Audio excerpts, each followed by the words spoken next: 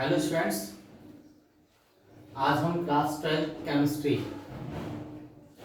में जो हमारा चैप्टर नंबर 10 चल रहा है हैलोजन व्युत्पन्न, उसमें नेक्स्ट पॉइंट पढ़ने जा रहे हैं, नेक्स्ट टॉपिक पढ़ने जा रहे हैं और जो कि हमारे पुराने टॉपिक से रिलेटिव है, जिसमें हम SN1 अपक्रिया पढ़ रहे थे।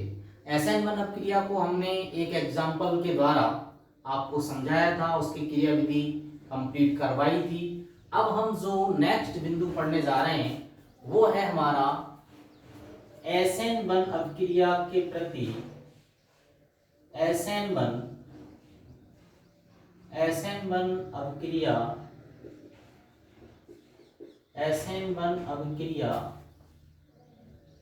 के प्रति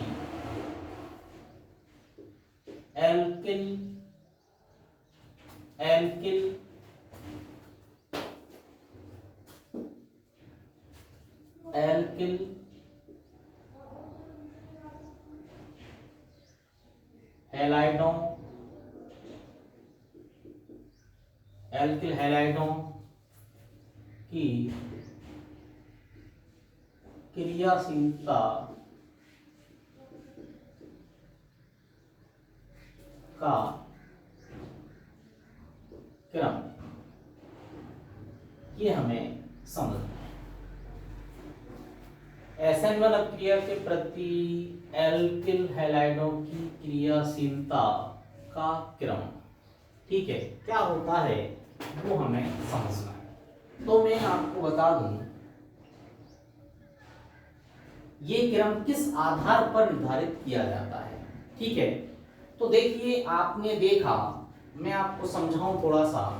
आपने देखा कि जो इस अपक्रिया का स्टेप फर्स्ट उसमें आप देख रहे थे कि क्या बन रहा था, कार्ब धनायन बन रहा था। क्या बन रहा था? ये कार्ब धनायन बन रहा था, ठीक है। ये कार्ब धनायन बन रहा है, मध्यवर्ती के रूप में क्या बनता है, कार्ब धनायन। समझ में आई बात? फिर इस कार्ब धनायन पर नेक्स्ट स्टेप में नाभिक स्नेही द्वारा अटैक किया जाता है और उत्पाद बनाया जाता है। तो देखिए, जिन अभिक्रियाओं में हमारे इंटरमीडिएट स्पीसीज बनती हैं, मध्यवर्ती स्पीसीज बनती हैं, उन अभिक्रियाओं की गति उन मध्यवर्ती स्पीसीजों के स्थायित्व पर डिपेंड करती है, उनकी स्टेबिलिटी पर डिपेंड करती है। हमारा मध्यवर्ती जितना अधिक स्थायी होगा वो अभिक्रिया उतनी अधिक तेजी से संपन्न होगी। आई बात समझ में? तो कहने का मतलब यह है कि अब हमारे एल्के हैलाइड से हम ये कैसे पता करें कि एल्के हैलाइड जो दिया गया है 1 डिग्री 2 डिग्री 3 डिग्री, उनमें से कौन सा एल्के हैलाइड हमारी SN1 अपक्रिया तेजी से देगा और कौन सा उसकी तुलना में धीरे देगा, ठीक है। तो हमें बस यही पहचान करनी है कि दिया गया एल्के हैलाइड है उसमें से किस एल्के हैलाइड से अधिक स्थायी कार्ब धनायन बन रहा है। जिस एल्के हैलाइड से अधिक स्थायी कार्ब धनायन बनेगा वही एल्के हैलाइड SN1 अपक्रिया तीव्रता से देगा, ठीक है। अब आपको बताएं कि कार्ब धनायन के स्थायित्व का क्रम क्या होता है। कि कार्ब धनायन के, ये भी मैं आपको समझा दूं, कार्ब धनायन के स्थायित्व का क्रम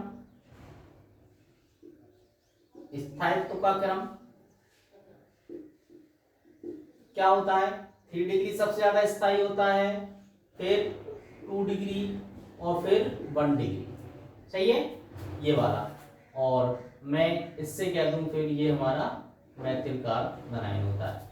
अब इसी प्रकार हमें ये समझना है कि अब हमारे एल्के हैलाइडों से अगर जिससे 3 डिग्री जो आपका कार्ब धनायन बन रहा है वो अधिक तीव्रता से अपक्रिया देगा, जिससे 2 डिग्री बन रहा है वो उसकी तुलना में कम, जिससे 1 डिग्री बन रहा है वो उससे कम, और जिससे मैथिल बन रहा है वो सबसे कम तीव्रता से अपक्रिया देगा, सही है।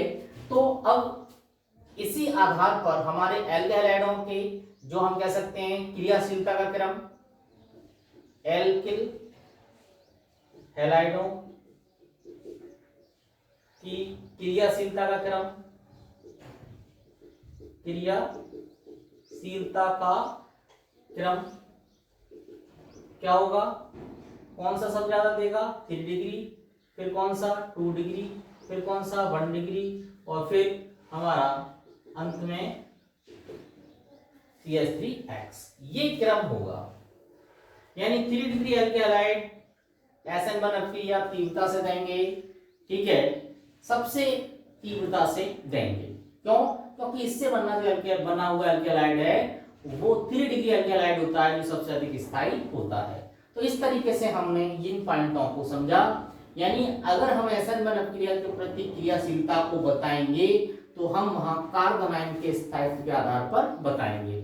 जिस एल्केन हैलाइड से जितना अधिक स्थायी कार्बन आयन बनेगा वो एल्केन हैलाइड SN1 अभिक्रिया उतनी ही तीव्रता से देगा, ठीक है। तो अब हमें यही पॉइंट यहाँ पर मेंशन करना है और वही बिंदु हमें लिखना है, ठीक है। ये तो मैंने समझा दिया।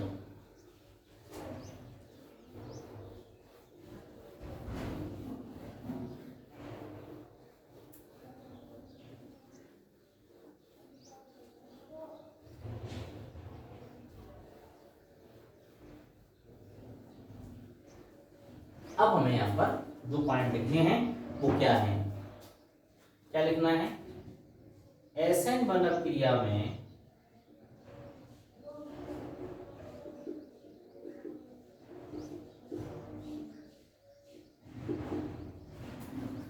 SN1 अभिक्रिया में मध्यवर्ती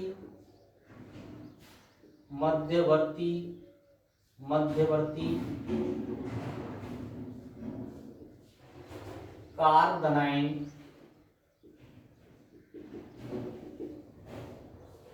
बनता है।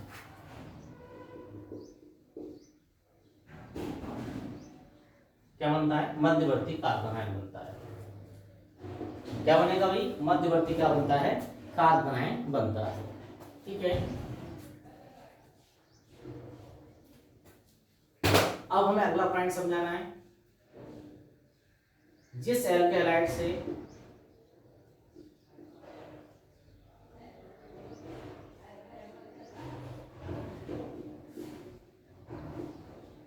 जिस एल्केन हैलाइड से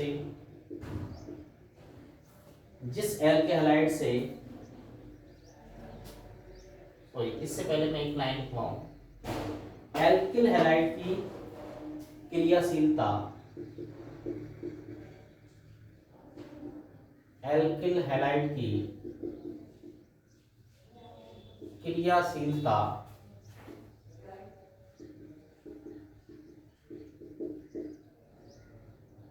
यानी SN1 अभिक्रिया के प्रति क्रियाशीलता कह सकता हूं मैं। एल्किल हैलाइड की SN1 अभिक्रिया के प्रति क्रियाशीलता, ठीक है, ऐसा कह सकता हूं मैं। एल्किल हैलाइड की SN1 अभिक्रिया के प्रति क्रियाशीलता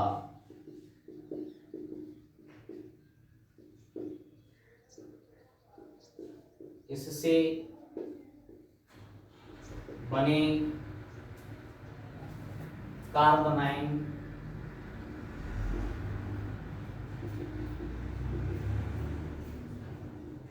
के स्थायित्व पर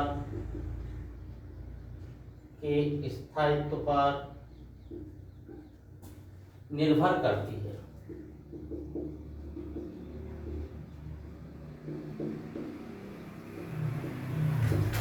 एल्किल हैलाइड की SN1 अभिक्रिया के प्रति क्रियाशीलता इससे बने कार्बनाइन के स्थायित्व पर निर्भर करती है।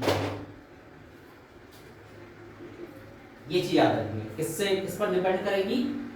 एल्किल हैलाइड से बनने वाले कार्बनाइन के स्थायित्व पर निर्भर करती है, ठीक है। कार्बनाइन का स्थायित्व क्या मैं ऐसे कह सकता हूं?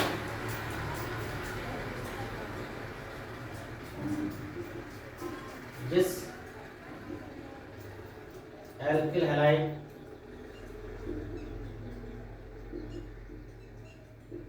से जितना अधिक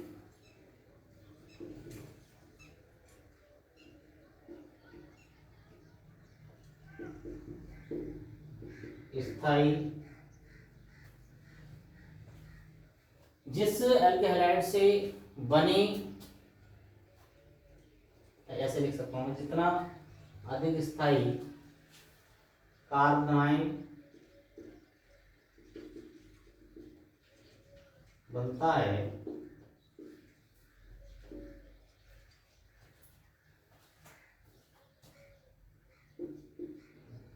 उसकी SN1 अपक्रिया के प्रति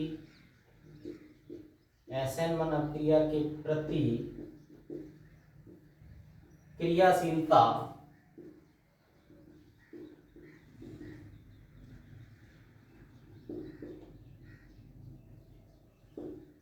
उतनी अधिक होती है,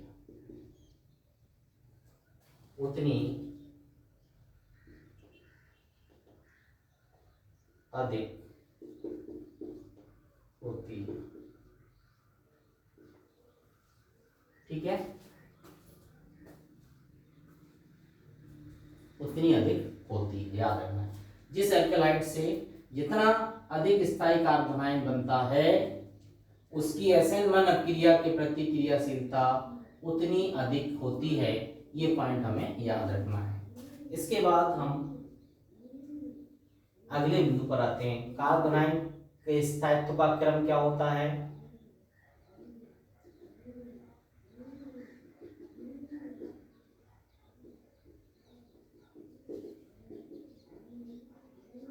स्थायित्व का क्रम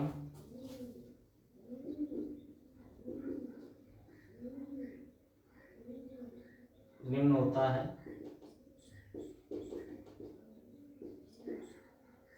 क्या होता है?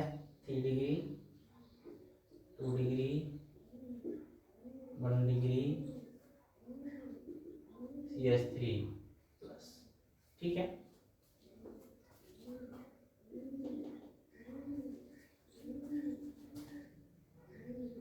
इधर घटता हुआ स्थायित्व, इधर स्थायित्व में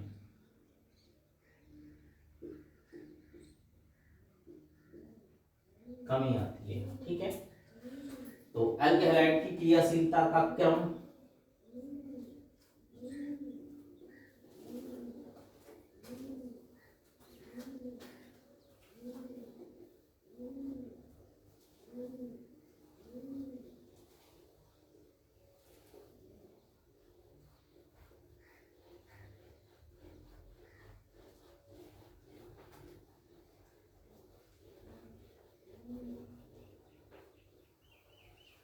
अब में अतः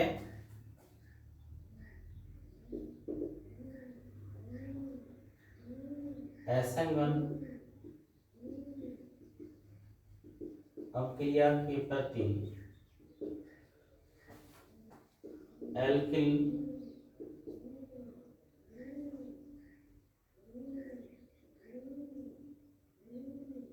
हैलाइडों की क्रियाशीलता का क्रम निम्न होगा। क्रियाशीलता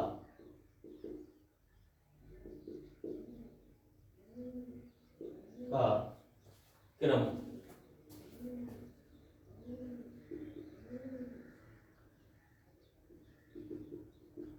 निम्न है।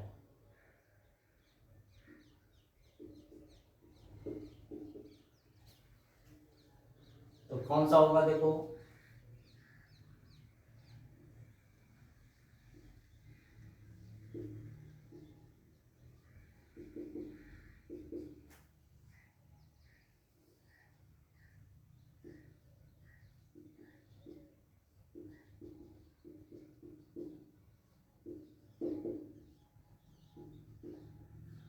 ये क्रियाशीलता में क्या आएगी? कमी आएगी। ये चीज याद रखनी है। ठीक है, इधर क्रियाशीलता में क्या आ रही है भाई? कमी आ रही है। ठीक है, ये पॉइंट याद रखना है।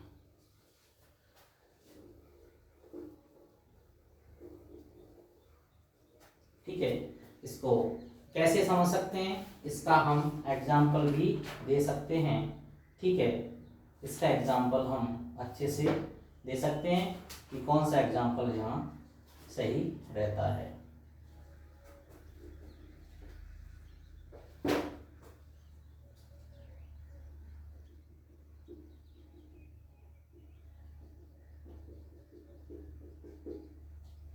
ये हो गया,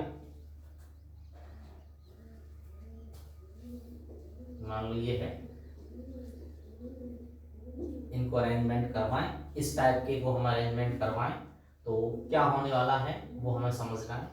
देखो ये 1 डिग्री है, इसी का मैं 2 डिग्री बना दूं, ये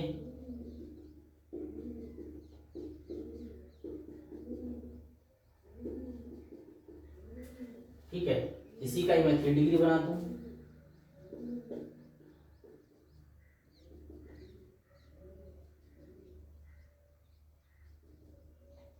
तो कौन अधिक क्रियाशील होगा, ये।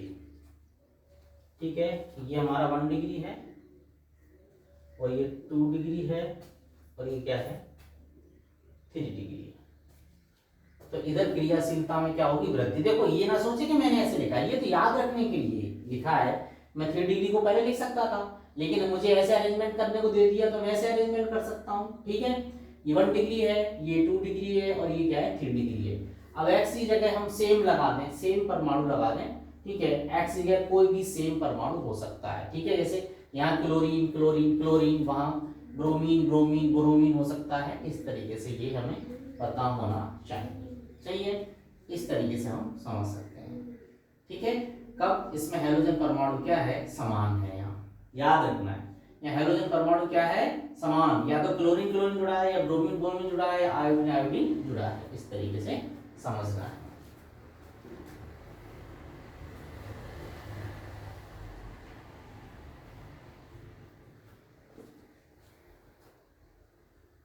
और मैं इधर ये भी कह सकता हूँ, मान लो CH3X, मैंने इन्हीं में समझाया, बस ये इस तरह समझाया, Br लगा के भी समझा सकता हूँ मैं।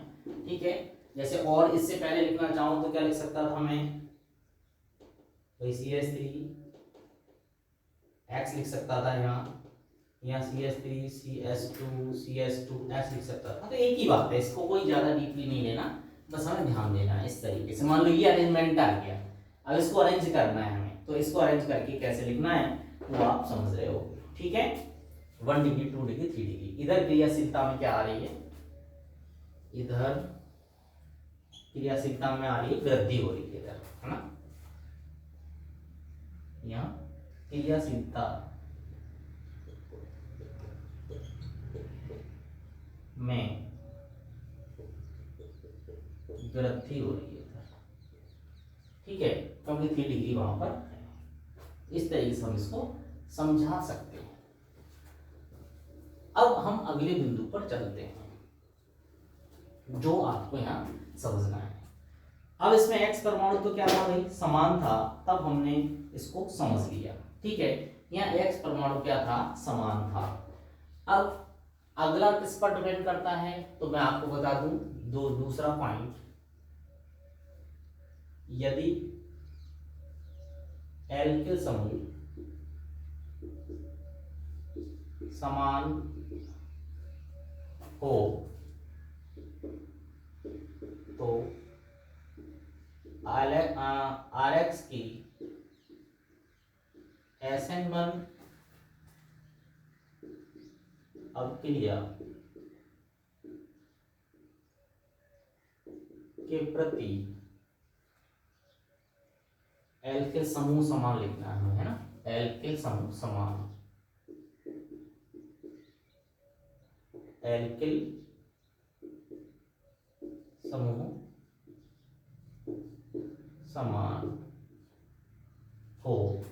ठीक है, तो RX की यानी हाइड्रोजन परमाणु क्या हो हमारा, भिन्न भिन्न हो, यानी हाइड्रोजन परमाणु क्या है, अलग अलग हो जाएगा फिर, है ना। तो RX की SN1 अभिक्रिया के प्रति क्रियाशीलता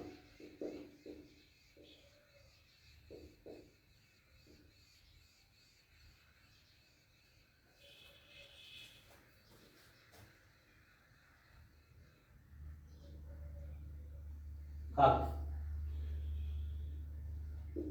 क्रम निम्न होता है। क्या होता है? आर आई सबसे ज्यादा क्रियाशील होते हैं, आर बी आर उससे कम, R C L R B R से कम, आर एल सबसे कम। ये चीज याद रखनी है, ठीक है। ये चीज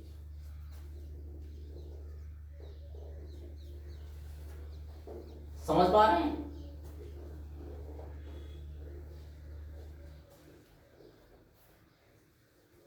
ठीक है। कौन अधिक क्रियाशील होगा? Are I. एल के समूह यहाँ समान है, ठीक है। तो इधर क्या हो रहा है भैया? क्रियाशीलता में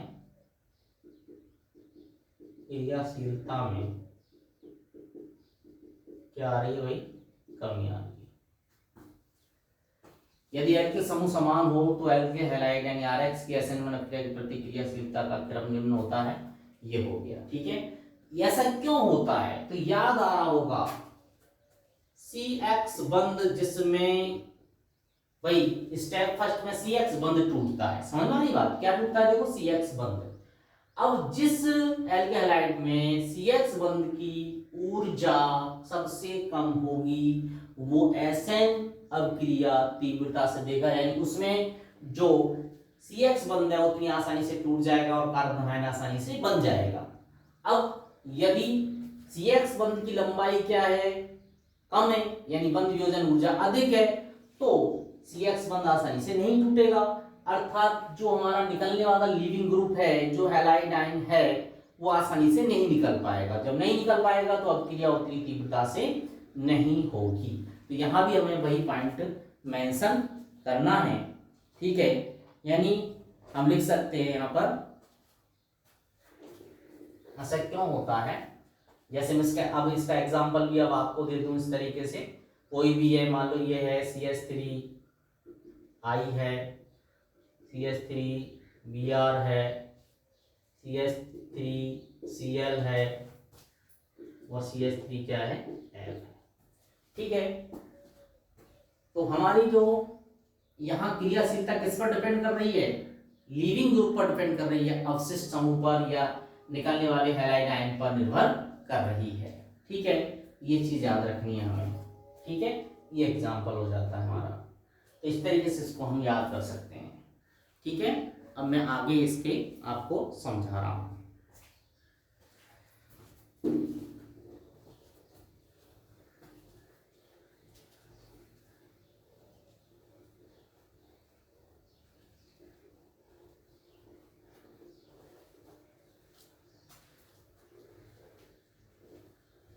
आगे हमें समझना है।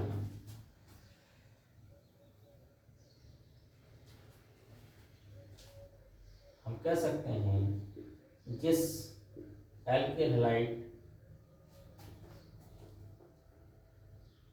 के लिए CX बंध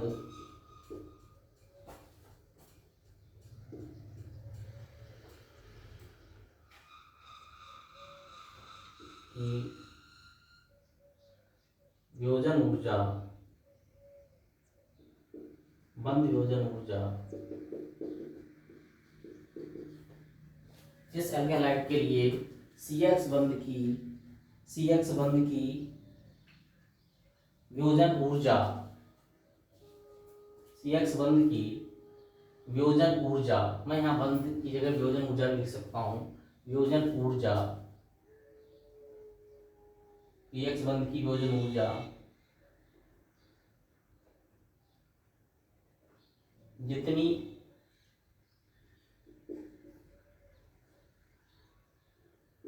कम होती है उसकी SN1 अभिक्रिया के प्रति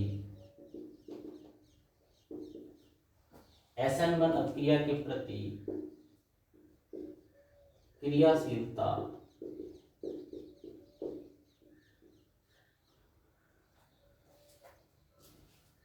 क्रियाशीलता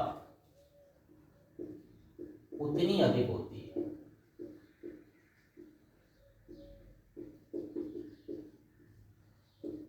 याद रखना है, जिस एल्कहलाइड के लिए CH बंध की वियोजन ऊर्जा जितनी कम होती है उसकी SN1 अभिक्रिया की प्रतिक्रियाशीलता उतनी ही अधिक होती है।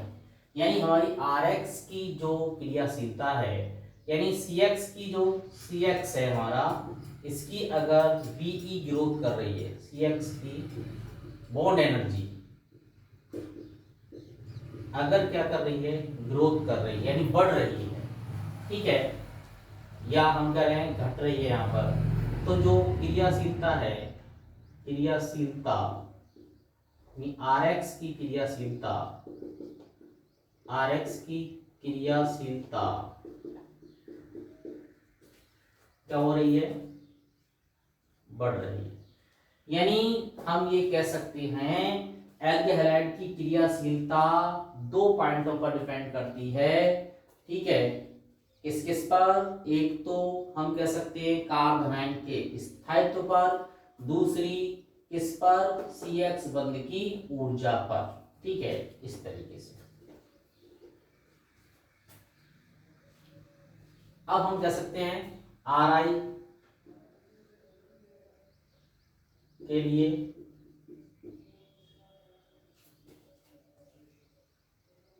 या RI में CI बंध की वियोजन ऊर्जा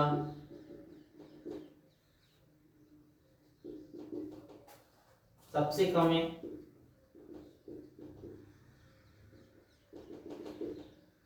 कम होने के कारण,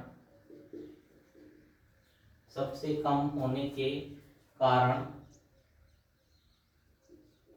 इसकी SN1 अभिक्रिया के प्रति क्रियाशीलता सबसे अधिक होती है।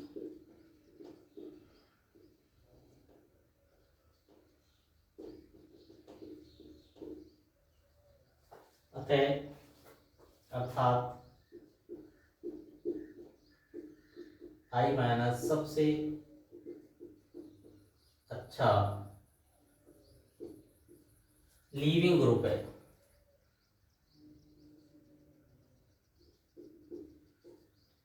लीविंग ग्रुप है।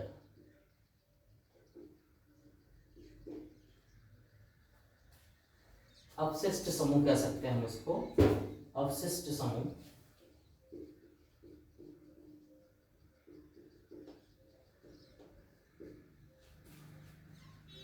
बाहर निकलने वाला समूह क्या कहलाता है, लीविंग ग्रुप कहलाता है, अवशिष्ट समूह कहलाता है, ठीक है, ये चीज आपको याद रखनी है।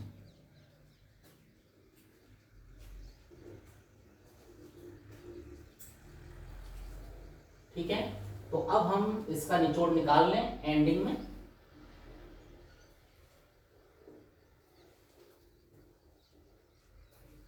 बीई फॉर बॉन्ड एनर्जी था, यहाँ बीई जो मैंने लिखा था, बीई फॉर क्या था, बॉन्ड एनर्जी। समझ रहे होंगे, 11वीं वाले स्टूडेंट्स को मैंने समझा रखा है, वो अच्छे से समझते हैं इस पॉइंट को।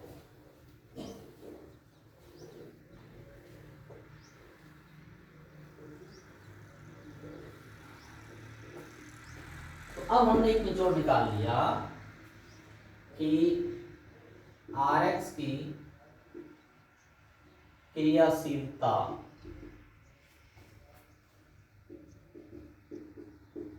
यहां समानुपाती किसके हो गई, कार्बोधनाइन का स्थायित्व, पहला पॉइंट। दूसरा, RX की क्रियाशीलता किसके समानुपाती हो गई, व्युत्क्रमानुपाती किसके हो गई, बॉन्ड एनर्जी के, 1/CX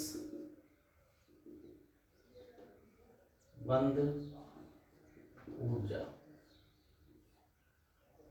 CX बंद ऊर्जा, ठीक है, CX बंद ऊर्जा होगी। CX बंद ऊर्जा ज्यादा है, क्रियाशीलता कम है। CX बंद ऊर्जा क्या है? CX बंद की ऊर्जा कह सकता हूं मैं, या CX बंद ऊर्जा डॉट में ऐसे लिख सकता हूं मैं इसको, है ना। तो ये बढ़ाएंगे तो ये क्रियाशीलता क्या हो जाएगी? घटेगी। और ये स्थायित्व बढ़ाएंगे तो क्रियाशीलता बढ़ेगी। ये चीज हमें याद रखनी है।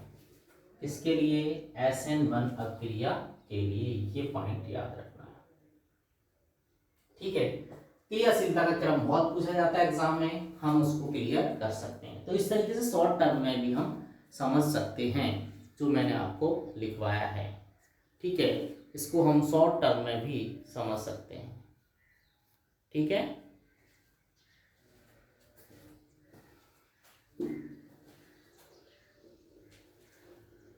अब मैं आपके सामने कुछ कंपाउंड लिख रहा हूं जिनको देख के आप बता सकते हो कि SN1 अभिक्रिया की प्रतिक्रियाशीलता क्या होगी, ठीक है। कुछ कंपाउंड मैं आपके सामने लिख रहा हूं, ठीक है, जिनमें आपको देख के बताना है। जैसे मैंने लिखा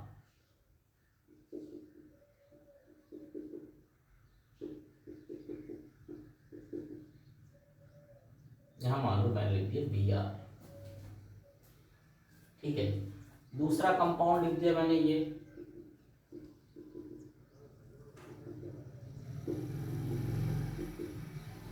अगला कंपाउंड लिख दिया मैंने ये,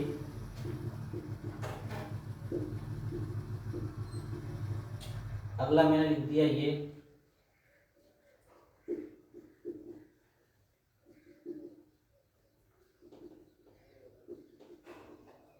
और फिर कह दिया कि इन सबको, जैसे मैंने ये कंपाउंड लिखे 1 2 3 4, और कह दिया इनको SN1 अभिक्रिया के प्रति क्रियाशीलता के घटते हुए क्रम में व्यवस्थित करो। किस क्रम में व्यवस्थित करना है इनको? SN1 अभिक्रिया के प्रति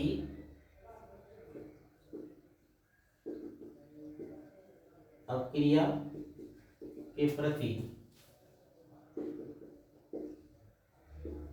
क्रियाशीलता के घटते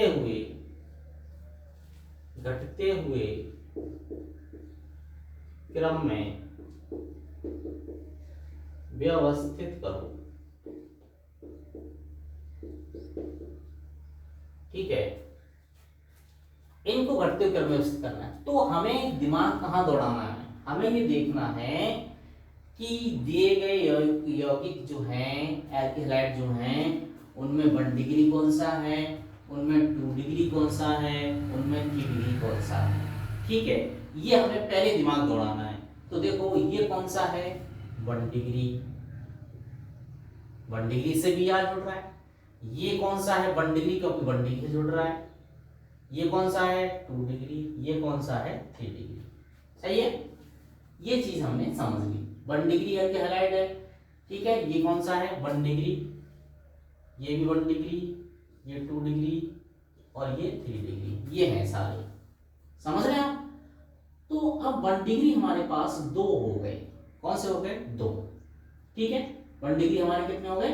2 हो गए। यहाँ पर जब 2 हो गए हमारे पास 1 डिग्री, तो हम कैसे पता करें, किस तरीके से समझाएं कि इन दोनों में से कौन सा होगा सबसे अधिक क्रियाशील?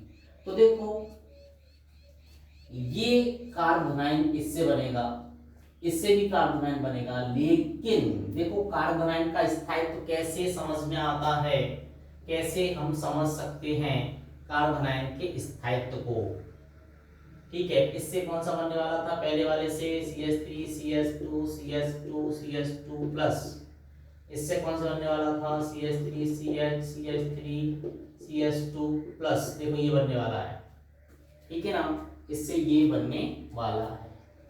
क्लियर है? तो अब आप ध्यान से समझिए, इसमें देखो ये जो समूह क्या करते हैं, ये अपने प्लस आई प्रभाव से इधर इधर इलेक्ट्रॉनों को भेजते हैं इस कार्बन की ओर, ठीक है। इसके कारण इस पर धनावेश में कमी आती है, यानी इस एल के समूह का कौन सा, इस एल के समूह का कौन सा प्रभाव चलता है, प्लस आई प्रभाव, और इस प्लस आई प्रभाव के कारण इलेक्ट्रॉन श्रृंखला में इस धनावेशित कार्बन की ओर आते हैं, जिसके कारण इस पर धनावेश में क्या आती है, कमी आती है, और इस कार्बन आयन का स्थायित्व बढ़ता है। क्लियर है? यही यहां पर होगा। तो देखो यहां पर आपका एक श्रृंखला में ही इधर इलेक्ट्रॉन आ रहे हैं, लेकिन यहां पर इस मैथिल समूह से भी इलेक्ट्रॉन जा रहे हैं, इस मैथिल समूह से भी इधर इलेक्ट्रॉन जा रहे हैं। इसके कारण इसका स्थायित्व क्या होगा, अधिक होगा, यानी इसके धनावेश में कमी ज्यादा आएगी, ठीक है। और इसमें तुलनात्मक रूप से धनावेश कम घट पाएगा, समझ में आ रही बात? तो इसलिए इसका स्थायित्व ज्यादा होगा, इसका स्थायित्व क्या होगा, कम होगा। तो इन दोनों में कौन सा स्थायी ज्यादा होगा, ये वाला स्थायी ज्यादा होगा, और ये वाला क्या होगा, कम स्थायी होगा। समझ में आ गई बात? क्यों? क्योंकि इसमें जो अगर हम ध्यान से समझें, तो इस वाले कार्बन पर धनावेश समाप्त करने के लिए इस पूरे समूह का ही एक ही समूह का, एक एल के समूह का ही प्लस आई प्रभाव काम कर रहा है पूरे का, ऐसे समझ लो। यहां पर आप देखो इस कार्बन के साथ ही जुड़ा हुआ है, तो यहाँ इस कार्बन के साथ जुड़ा हुआ है, ऐसे ये समझ लो इस कार्बन के साथ अगर हम समझें तो केवल ये एक ही समूह वर्क कर रहा है, ठीक है। लेकिन यहाँ पर आप देखिए कि इधर से भी मैथिल समूह, एक इधर से मैथिल समूह अपने इलेक्ट्रॉन भेज रहा है, तो ये नजदीकी मामला हो गया, इसलिए धनावेश में कमी ज्यादा हो जाएगी और यहाँ उतनी नहीं हो पाएगी, तो ये वाला ज्यादा स्थायी होगा। तो अब आप समझ रहे हैं कि किसकी क्रियाशीलता ज्यादा होगी, इस वाले की, ठीक है नहीं? ऐसे तो ऐसा कोई भी प्राइमरी एल्केन हैलाइड है जिसमें ब्रांचिंग ज्यादा हो रही हो, उसका जो उससे बनने वाले कार्बोहाइड्रेट का स्थायित्व तो आप ज्यादा मानेंगे, ठीक है, तुलनात्मक रूप से किसका, जिसमें कम ब्रांचिंग हो रही हो, ठीक है।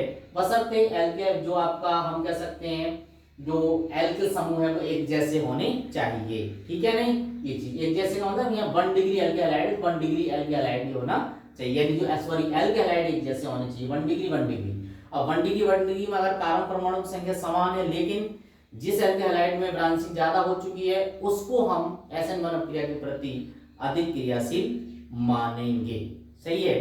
तो अब हमारा कौन सा क्रम है, घटता हुआ, तो 3 डिग्री से ले लें, तो 3 डिग्री से कौन सा आ जाएगा, देखो मैं यहाँ यौगिक ना बनाकर चौथे को बता दूं, चौथे नंबर का हमारा सबसे अधिक क्रियाशील होगा, फिर उसके बाद कौन सा होगा, तीसरा, फिर कौन सा होगा, फिर कौन सा आएगा, फिर कौन सा आएगा हमारा दूसरा, ठीक है नहीं, और फिर कौन सा आएगा हमारा लास्ट में, कौन सा आ जाएगा, पहला।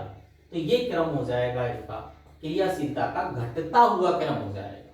देखो स्टूडेंट्स कभी कभी ये ध्यान नहीं देते कि क्रम कौन सा पूछा गया है, वो अरेंज तो बहुत अच्छे से कर देते हैं, लेकिन क्रम पूछा गया है घटता हुआ, और वो कौन से में अरेंज कर देते हैं, बढ़ते हुए में। तो अरेंजमेंट तो वो अपने अनुसार कॉन्सेप्ट तो उन्होंने सही लगाया है, लेकिन जो आंसर मांग रहा है वो आंसर तो गलत हो गया। आपसे पूछा गया है घटता हुआ और आपने कर दिया उनको बढ़ते हुए में, तो वो गलत माना जाएगा। तो इतना भी ध्यान रखना चाहिए कि हम क्रम कौन सा यहाँ दर्शा रहे हैं, ठीक है, तो क्रम का भी हमें ध्यान रखना है। तो इस तरीके से मैंने आपको एक एग्जाम्पल से ये कंप्लीट किया है, और भी हम खूब सारे एग्जाम्पल्स लेते रहेंगे, टाइम टू टाइम उनको सॉल्व करते रहेंगे, ठीक है। इस तरीके से हम क्लास को SN1 अपक्रिया के प्रति जो हमने सारा समझाया उसको आज यहीं क्लोज करते हैं, और फिर नेक्स्ट वीडियो में हम आगे कंसल्ट करेंगे।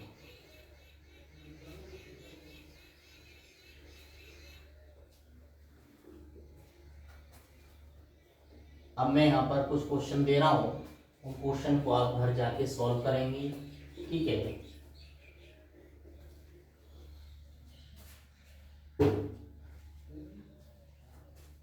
दिए गए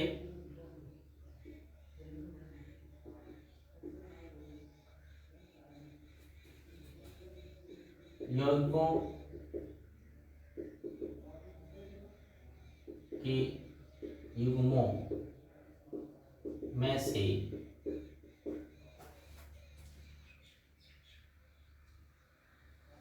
SN1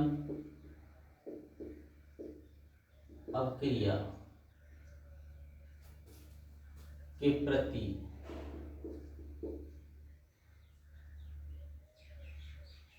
अधिक क्रियाशील यौगिक कौन है?